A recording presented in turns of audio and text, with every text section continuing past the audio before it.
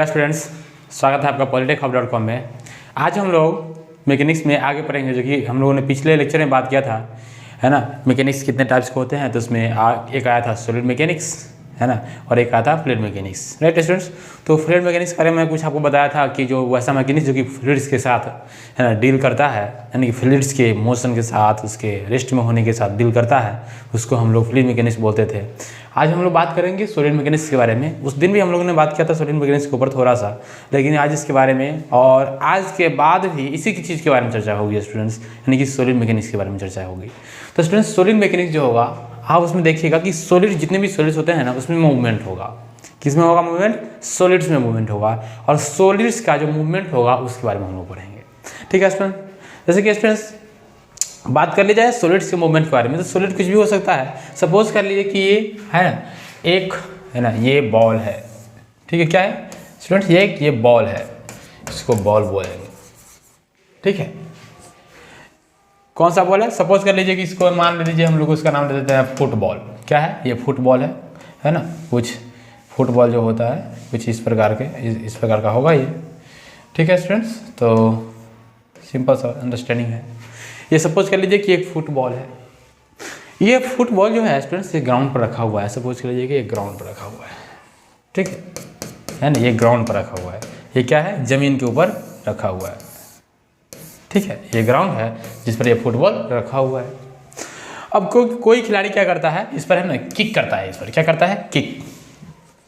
क्या किया इसने? फोर्स लगाया, है ना। यहाँ पर क्या किया गया बच्चे? फोर्स लगाया गया, मतलब कि कुछ इस पर किक करेगा। फुटबॉल को हम लोग पैर से किक करते हैं, तो वो खिलाड़ी क्या करता है? पैर से इसको किक करता है। तो जैसे इसको, है ना, ये जो फुटबॉल है इसको खिलाड़ी फोर्स मारेगा इस डायरेक्शन से, तो ये फुटबॉल का मूवमेंट किधर होगा बाबू? इस डायरेक्शन में होगा, है ना। यानी कि इस डायरेक्शन में ऊपर जा सकता है, या फिर इस डायरेक्शन में कुछ और, है ना। इसी डायरेक्शन में, मतलब कि जो फोर्स जिस डायरेक्शन में लगेगा उसी डायरेक्शन में इस बॉडी का मूवमेंट होगा, ठीक है स्टूडेंट्स। यानी कि ये जो आपका फुटबॉल है उसी डायरेक्शन में गति करेगा। तो स्टूडेंट्स, अब इसी फुटबॉल के, है ना, गति के बारे में, यानी कि मोशन के बारे में हम लोग डील करेंगे। फर्स्ट ऑफ ऑल ये समझिए स्टूडेंट्स कि फुटबॉल जो था, है ना, ये फोर्स लगने से पहले ये कंडीशन ऑफ रेस्ट में था। किस में था? रेस्ट कंडीशन में था। रेस्ट कंडीशन कहने का मतलब होता है कि इस बॉडी का टाइम के अनुसार इसके पोजीशन में कोई चेंज नहीं हो रहा है, तो उसको क्या बोलेंगे स्टूडेंट्स? रेस्ट कंडीशन बोलेंगे।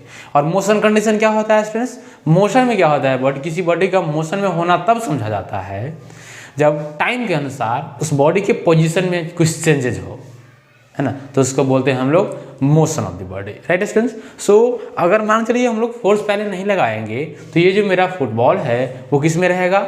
वो रेस्ट कंडीशन में रहेगा। और जैसे ही हम लोग फोर्स लगा देंगे तो क्या हो जाएगा? ये फुटबॉल मोशन कंडीशन में रहेगा, ठीक है स्टूडेंट्स। तो एप्लीकेशन ऑफ फोर्स के कारण इस बॉल में कुछ ना कुछ मोशन आ रही है स्टूडेंट्स। चलिए, तो क्या क्या रहा है स्टूडेंट्स? एप्लीकेशन ऑफ फोर्स के कारण इस बॉल में एक कंसेप्ट आ रहा है ना, एक अलग चीज़ की, है ना, वृद्धि हो रही है, वृद्धि। उस वृद्धि का नाम क्या है स्टूडेंट्स? मोशन, है ना। जैसे इस बॉल में हम लोग फोर्स लगाएंगे तो इस बॉल में क्या होगा? मोशन हो जाएगा। क्या होगा? मोशन हो जाएगा। तो स्टूडेंट्स, अब बेसिकली जब हम लोग सॉलिड मैकेनिक्स के बारे में चर्चा करते हैं तो इसी मोशन और फोर्स के बारे में हमको समझना पड़ता है, और इसी के साथ हम लोग एनालिसिस करेंगे।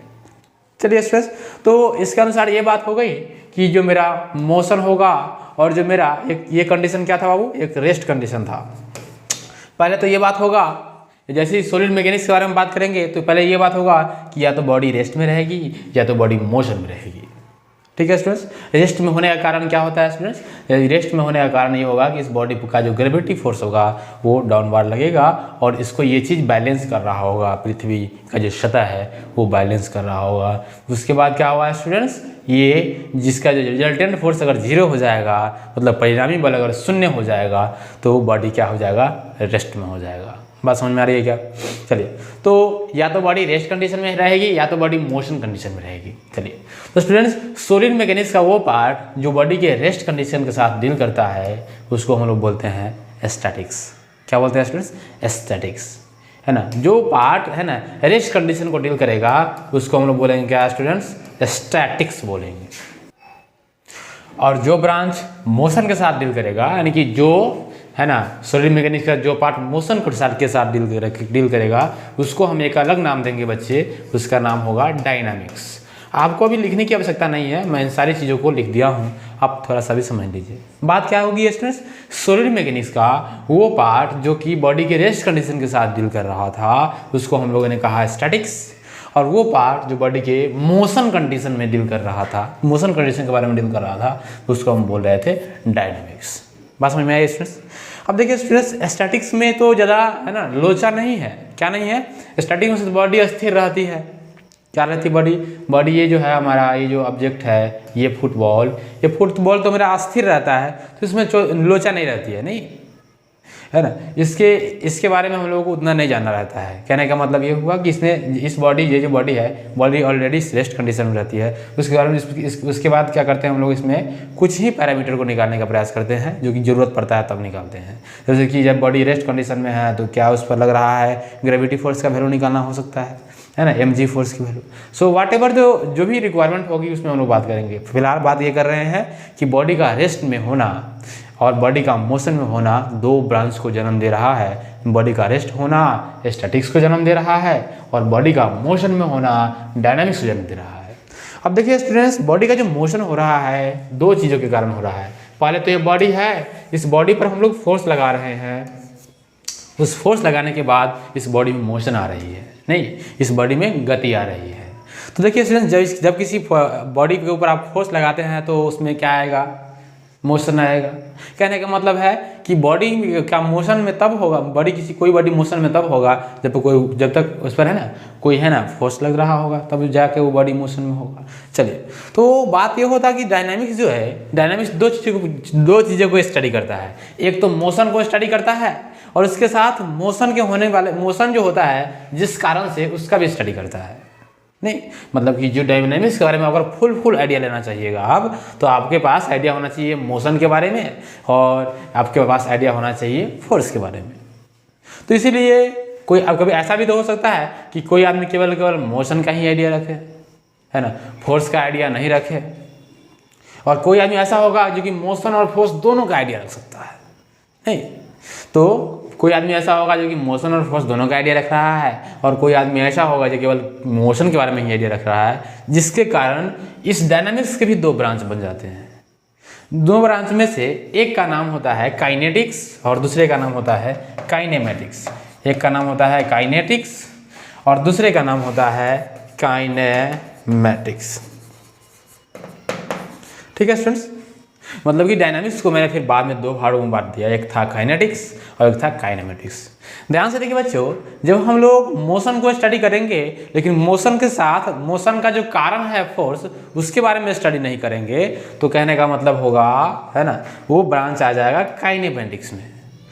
अब जब मोशन के साथ मोशन का जो कारण फोर्स है, मतलब कि जिस फोर्स के कारण मोशन हो रहा है, उसको हम दोनों को एक साथ अगर डील कर ले, अकाउंट में ले ले, तो वो ब्रांच बनाएगा हमको काइनेमेटिक्स। बात समझ में आ रही है क्या, है ना। मैंने किया क्या, चलिए मैं आपको एक फ्लो डायग्राम से दिखाता हूँ इस चीज़ को। देखिए स्टूडेंट्स, ये था आपका सॉलिड मैकेनिक्स। सॉलिड मैकेनिक्स जो था मतलब कि जो आपका ठोस चीज़ है उसके बारे में स्टडी करवा रहा था, है ना। तो ठोस चीज़ का जो कंडीशन हो सकता है, या तो कंडीशन रेस्ट का हो सकता है, यानी कि जो स्टैटिक्स वाला ब्रांच जो पोर्शन है वो किसके साथ डील करेगा बाबू, वो करेगा है ना रेस्ट के साथ डील, है ना, रेस्ट के साथ डील करेगा ये। तो या तो ये रेस्ट में हो सकता है ना, या तो ये रेस्ट में हो सकता है ना, और या तो ये मोशन में हो सकता है ना। डायनामिक्स के साथ डील करेगा बाबू, मोशन के साथ डील करेगा। तो या तो बॉडी रेस्ट में हो सकती है और या तो बॉडी मोशन में हो सकती है, सॉलिड बॉडी। तो स्टूडेंट्स, या तो बॉडी रेस्ट में हो सकती है या तो बॉडी मोशन में हो सकती है। तो मैंने आपको बताया कि रेस्ट में जो कंडीशन होगा उसको कहेंगे हम लोग स्टैटिक्स, और जो मोशन कंडीशन होगा उसको बोलेंगे हम लोग डायनामिक्स। अब मोशन के होने के कारण दो हो रहे थे। मोशन किसके कारण हो रहा था बाबू, फोर्स के कारण हो रहा था। किसके कारण हो रहा था, फोर्स के कारण हो रहा था। अब फोर्स लगाएंगे तब जाके मोशन होगा। तो यहाँ पर दो पैरामीटर्स बन जाते हैं, एक पैरामीटर होता है फोर्स, एक पैरामीटर्स बन जाता है मोशन। तो जब मोशन के बारे में केवल स्टडी कीजिएगा और मोशन का जो कारण फोर्स है उसके बारे में स्टडी नहीं कीजिएगा, तो आपको कहलाया जाएगा वो काइनेमेटिक्स, है ना। इसमें हम लोग क्या करते हैं बच्चे, इसमें हम लोग क्या करते हैं, ओनली मोशन के बारे में डील करते हैं। है ना, क्या करते हैं, ओनली मोशन के बारे में डील करते हैं। और काइनेटिक्स में क्या होता है ना, मोशन के साथ साथ, है ना, मोशन प्लस फोर्स दोनों के साथ हम लोग डीलिंग करते हैं। इन दोनों चीज़ को समझने के लिए मैं आपको एक चीज़ समझाना चाहता हूँ। देखिए स्टूडेंट्स, अब आप कहिएगा सर जी मोशन के साथ डील करते हैं इसका मतलब क्या हुआ, और मोशन प्लस फोर्स के साथ डील करते हैं इसका मतलब क्या हुआ। एक चीज़ से समझते हैं। चलिए, जैसे कि अगर बात किया जाए कि मैंने जो आपको ये उदाहरण दिया है ये फुटबॉल का, इस फुटबॉल को कोई ना कोई आदमी क्या कर रहा होगा, किक कर रहा होगा, मतलब कि ये फोर्स कुछ ना कुछ अमाउंट में लग रहा होगा इस फुटबॉल के ऊपर। अब इस फुटबॉल के ऊपर जब ये फोर्स कुछ ना कुछ अमाउंट में लग रहा होगा, जिस समय मान लीजिए समय टाइम t1 था, क्या था, टाइम t1 था। अब जब ये बॉडी जो आपको दिख रहा है, ये बॉडी इस आदमी के फोर्स लगाने के कारण ये बॉडी, है ना, डिस्टेंस d ट्रैवल कर लेता है ना, कुछ डिस्टेंस मान के लिए 20 मीटर का डिस्टेंस पर जाके ये बॉडी रुक जाता है ना। तो ये यहाँ पर जो बॉडी का वेलोसिटी होगा बाबू, वो क्या होगा, इनिशियल वेलोसिटी होगा, और यू की वैल्यू कुछ ना कुछ होगी, है ना, क्योंकि बॉडी रेस्ट में था। जैसे किक करेगा कि इसकी वैल्यू बहुत ज़्यादा, इसके पास वेलोसिटी आ जाएगा, नहीं, तो इनिशियल वेलोसिटी की वैल्यू कुछ ना कुछ होगी यहाँ पर। जब बॉडी 20 मीटर डिस्टेंस ट्रैवल कर लेगा, कहने का मतलब है बॉडी आप जब यहाँ पर पहुँचेगा तो क्या होगा, ये बॉडी रुक जाएगा, है ना। ये बॉडी क्या करेगा बच्चे, ये बॉडी, है ना, रुक जाएगा। जो आपका गेंद था, यानी कि जो फुटबॉल था, यहाँ पर आने के बाद रुक जाएगा। और ये जो बॉडी जो रुक रही है बाबू, थोड़ा सा मैं इसको क्या करता हूँ, है ना, क्लियर कर देता हूँ बीच में से। चलिए, ये जो बॉडी रुक रही है, अब इस बॉडी के रुकने कंडीशन के बारे में हम लोग थोड़ा सा जान लेते हैं। देखिए, मैंने क्या किया, इस बॉडी पर फोर्स लगाया। इस बॉडी पर फोर्स लगाने के बाद क्या हुआ, बॉडी 20 मीटर डिस्टेंस ट्रेवल करके, है ना, क्या होगा, ये इस बॉडी के यहाँ पर आने के बाद इसकी वेलोसिटी, है ना, 0 हो जाती है, यानी कि इसकी जो वेलोसिटी यहाँ पर हो जाती है 0 हो जाती है। यहाँ पर कुछ ना कुछ वेलोसिटी होगी बाबू, कुछ ना कुछ अमाउंट में, यू का कुछ ना कुछ अमाउंट होगा। अब देखिए स्टूडेंट्स, जब आपको कोई आदमी कहेगा कि यहाँ से लेकर के यहाँ तक जो बॉडी आया है, इस बॉडी में, है ना, जो मोशन हुआ है, उस मोशन के पैरामीटर्स के बारे में बताइए। कह सकता है कि आपको यहाँ से यहाँ आने में बॉडी के पास कितना समय लगा है, मतलब कि टाइम इंटरवल यहाँ पर t1 है, यहाँ पर t2 है, तो t1 माइनस t2 की वैल्यू कोई आदमी पूछ सकता है कि बॉल को अगर हम लोग यहाँ से किक करेंगे तो ये बॉल 20 मीटर जाएगा, और ये 20 मीटर का डिस्टेंस ट्रैवल करने में बॉल को कितना समय लगेगा। तो ये पार्ट हो गया बाबू मोशन का। किसका पार्ट हो गया, ये मोशन का पार्ट हो गया, है ना, किसका पार्ट हो गया, मोशन का पार्ट हो गया। अब बात ये होती है कि ये मोशन जो हो रहा है ना, मतलब कि जिसमें हम लोगों ने टाइम का कंसिडरेशन किया है, टाइम को लाया है।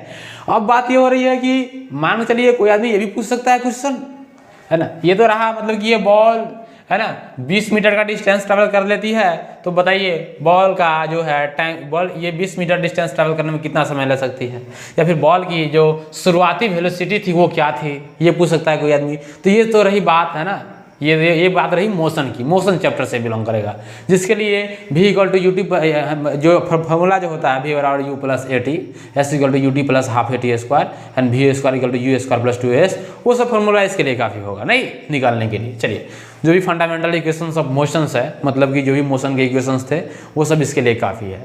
लेकिन कोई आदमी यही पूछ सकता है कि जो फुटबॉल था उस पर 20 न्यूटन फोर्स से प्रहार किया जाता है, किक किया जाता है, तो 20 न्यूटन फोर्स लगाने के बाद ये बॉल कितना डिस्टेंस ट्रैवल कर जाएगा। या फिर कोई आदमी ये पूछ सकता है 20 न्यूटन का फोर्स लगाने के बाद ये जो बॉल है, ये बॉल है ना 20 मीटर का डिस्टेंस ट्रैवल करता है, तो ये 20 मीटर का डिस्टेंस ट्रैवल करने में बॉल को कितना समय लगेगा। तो कहने का मतलब ये है कि मैंने प्रॉब्लम में फोर्स को भी, है ना, ला दिया। जो मेरा क्वेश्चन था उस क्वेश्चन में मैंने फोर्स को भी ला दिया। तो जैसे मैंने फोर्स का बात कर लिया तो ये बात चला जाएगा किसमें, ये बात चलाएगा काइनेटिक्स में। और जब मैं बात कर रहा था सिर्फ और सिर्फ मोशन के बारे में बात करना रहेगा मुझे, तो ये कौन सा ब्रांच हो जाएगा, काइनेमैटिक्स हो जाएगा, काइनेमैटिक्स। तो आपको मुझे ये विश्वास है कि आपको काइनेटिक्स, काइनेमैटिक्स, इस बात का फीलिंग आपके दिमाग में चला गया होगा नहीं। चलिए, है ना, आप लोग यहाँ से समझ रहे हैं। ठीक है, डायनामिक्स कहने का मतलब क्या होता है, मोशन में होना, नहीं, बॉडी का मोशन में होना। एक होता है स्थिर होना यानी कि रेस्ट, है ना, और एक होता है डायनामिक्स यानी कि मोशन। ठीक है स्टूडेंट्स, चलिए, तो इस प्रकार से आपको सॉलिड मैकेनिक्स का जो क्लासिफिकेशन है वो क्लियर होता है। अब मैं ईच टॉपिक, जितने भी टॉपिक्स है इसमें सभी में टॉपिक्स के बारे में कुछ ना कुछ लिख दिया हूँ। आप लोग क्या करो स्टूडेंट्स, लिख लो। मैं इस चीज़ को एक बार पढ़कर समझा भी देता हूँ। देखो, स्टैटिक्स था, है ना, सॉलिड मैकेनिक्स के बारे में पिछले ही बारे में हम लोग लिख लिए हुए थे। स्टैटिक्स के बारे में जानते हैं तो क्या होगा students, a mechanics which deals with the force and their effect under condition of rest, यानी कि जो फोर्स होगा या फिर फोर्स का इफेक्ट होगा उस रेस्ट कंडीशन में क्या है उसके साथ डील करेगा, तो उसको क्या बोलेंगे स्टूडेंट्स, हम लोग स्टैटिक्स बोलेंगे। ठीक है, अब देखिए स्टूडेंट्स नेक्स्ट है क्या, डायनामिक्स। तो डायनामिक्स क्या होता है स्टूडेंट्स, ए मैकेनिक्स एक मैकेनिक्स होगा जो कि क्या करेगा, विच deals with the force and there effects, है ना, under the condition of motion. मैंने बताया स्टूडेंट्स यहाँ पर रेस्ट की बात होगी, यहाँ पर मोशन की बात होगी।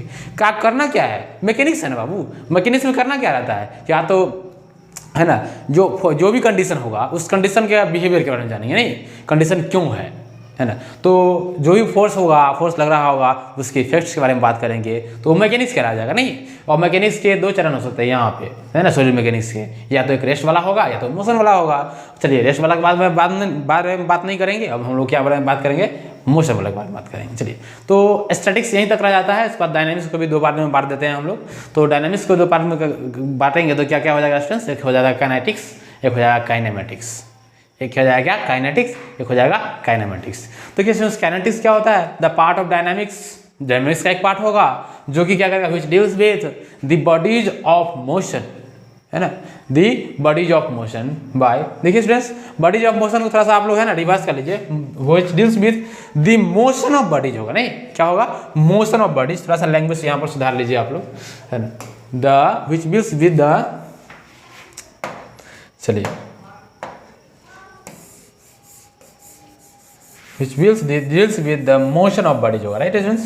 चलिए मैं यहाँ पर लिख देता हूँ आप लोगों के लिए, है ना, which deals with the motion of BODIES, नहीं तो क्या करेगा, the part of dynamics which deals with the motion of bodies by considering the effect of motion, ये है ना, by considering the effect of force causing motion, जो जिस force के कारण मोशन हो रहा है उस फोर्स का इफेक्ट को लेते हुए जब हम लोग है ना डील करेंगे तो वैसा मैकेनिक्स क्या कहलाएगा, वैसा डायनामिक्स का पार्ट क्या कहलाया जाएगा स्टूडेंट्स, काइनेटिक्स कहलाया जाएगा। देखिए यहाँ पर ये बात जो है ध्यान देने वाली है ना, by considering the effect of force causing motion, मतलब जैसे हम लोग जो है ना जिस फोर्स के कारण है ना मोशन हो रहा है उसके इफेक्ट को कंसीडर कर लेंगे तब जाके वो काइनेटिक्स कहला जाएगा। क्या कहला जाएगा, काइनेटिक्स। बात समझ में आ रही है क्या, है ना, मतलब कि फोर्स के साथ साथ फोर्स है ना, ये मोशन के साथ साथ है ना, सॉरी मोशन के साथ साथ है ना, मोशन के कारण जो है फोर्स उसको हम लोग अकाउंट में ले लेंगे तो वो कहला जाएगा हम लोग काइनेटिक्स। ठीक है, चलो आगे बढ़ते हैं। तो यहाँ पर सही कर लेना, जैसे मैं इसको हटाऊंगा ये डिलीट हो जाएगा। चलिए अब बात करते हैं स्टूडेंट्स काइनेमेटिक्स के बारे में। तो ये क्या होगा students, the part of dynamics which deals with the bodies in motion without considering the effect of force causing motion। देखिए स्टूडेंट्स यहाँ पर लिखा हुआ विदाउट कहने का मतलब है मतलब कि बिना किसी, क्या विदाउट कहने का मतलब है बिना किसी, है ना, कंसिडरेशन नहीं करना यहाँ पे, है ना, विदाउट कंसिडरेशन कहने का मतलब है बिना कंसिडर किए हुए, बिना उसकी मतलब ये चर्चा करते हुए। तो किसकी चर्चा करते हुए स्टूडेंट्स, जो मोशन हो रहा था और मोशन जिस फोर्स के कारण हो रहा था उस फोर्स की बिना चर्चा करते हुए जो हम लोग मोशन के बारे में डील करते हैं तो क्या कहा जाएगा स्टूडेंट्स, काइनेमेटिक्स। बात समझ में आ रही क्या, मतलब कि ये मोशन के साथ तो डील करेगा लेकिन मोशन का कारण जो फोर्स है उस फोर्स के साथ कुछ नहीं कहेगा तो क्या कहा जाएगा स्टूडेंट्स, काइनेमेटिक्स, है ना। तो बात समझ में आ रही है क्या, तो इस प्रकार से काइनेटिक्स हो गया, काइनेमेटिक्स हो गया। तो स्टूडेंट्स काइनेमेटिक्स आप लोगों को समझ में आया होगा स्टूडेंट्स। चलिए तो हमारा जो आने वाले जो दिन होंगे, मतलब कि आने वाले जो लेक्चर्स होंगे उसमें हम लोग फंडामेंटल्स के बारे में बात करेंगे। नहीं, कुछ फंडामेंटल्स आएंगे, कुछ मतलब कंसेप्ट्स आएंगे जो कि आपको मैकेनिक्स पढ़ने के लिए बहुत ज़रूरी है। नहीं, तो इस फिलहाल स्टूडेंट्स आप लोग मेरे साथ बने रहिए और आशा करते हैं कि आपको ये चीज़ समझ में आया होगा। आप लोग स्क्रीनशॉट भी ले लिए होंगे, मुझे विश्वास है ना, और आपको समझ में भी आया होगा ये चीज़ सॉलिड मैकेनिक्स, क्योंकि आप लोग ऐसे ही काइनेमेटिक हमें सी के बाद ऐसे ही है ना, ये जगह नहीं था इसके लिए ये यहाँ पे चला आया। तो यहाँ पर स्टूडेंट्स काइनेमेटिक्स होता है, नहीं, ठीक है। चलिए आप लोग इसको नोट डाउन कर लो, है ना, एक सेकंड के लिए हम लोग इसको छोड़ देते हैं, आप इसका स्क्रीनशॉट ले लो, ये ले लो। चलो स्टूडेंट्स काइनेमेटिक्स, ठीक है, ले लीजिए स्टूडेंट्स। चलिए तो इस प्रकार से आपका ये जो है सॉलिड मैकेनिक्स का क्लासिफिकेशन खत्म होता है। और यहाँ तक जहाँ तक बात किया जाए क्लासिफिकेशन की दुनिया में मैकेनिक्स की, तो यहीं तक आपको पढ़नी थी। हम लोग अब बात करेंगे मैकेनिक्स से कुछ फंडामेंटल कॉन्सेप्ट्स के बारे में, और उसके बाद हम लोग है ना स्टार्ट करेंगे चैप्टर, है ना, चैप्टर नंबर जो चैप्टर होगा हमारा फोर्स का, है ना, फोर्स के बिहेवियर के बारे में हम लोग पढ़ेंगे, फोर्स की प्रॉपर्टीज़ के बारे में पढ़ेंगे, उससे रिलेटेड कुछ लॉज होते हैं, है ना, लॉज को पढ़ेंगे। तो फिलहाल स्टूडेंट्स मिलते हैं आने वाले लेक्चर्स में। धन्यवाद।